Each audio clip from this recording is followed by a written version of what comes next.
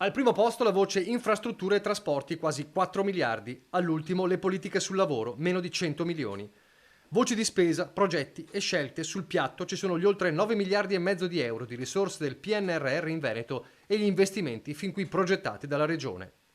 Il Piano Nazionale di Ripresa e Resilienza, dice il governatore Luca Zaia, è un'occasione imperdibile per consentire quelle trasformazioni che possono garantire alla cittadinanza un futuro più inclusivo, verde, digitale e alle imprese un sistema più snello, efficiente e sostenibile.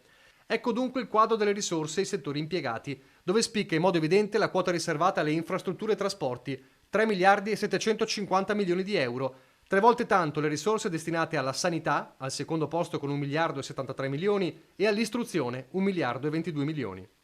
Prima voce sotto il miliardo quella di territorio e ambiente, 863 milioni, e a seguire infrastrutture e politiche sociali, quasi 696 milioni, ricerca e innovazione, 493 milioni, turismo e cultura, 438 milioni, innovazioni e imprese, 310 milioni, agricoltura, 309 milioni, digitalizzazione e innovazione della pubblica amministrazione, 207 milioni, energia, 183 milioni, efficienza energetica degli edifici, 121 milioni e il fanalino di coda dei 92 milioni per le politiche per il lavoro.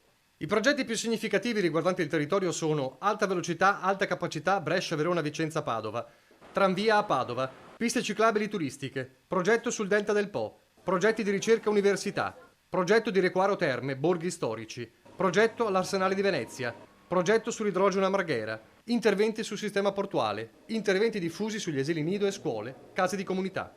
La quota maggiore di risorse è gestita da Rete Ferroviaria Italiana in relazione all'alta velocità, alta capacità, seguita dai comuni, dalla regione, dalle università, dagli istituti scolastici. Infine il capitolo trasparenza. La regione si è attivata per monitorare quotidianamente l'andamento del PNRR. Per questo all'interno del sito istituzionale è presente una sezione dedicata in cui, tra l'altro, sono aggiornati periodicamente i dati finanziari.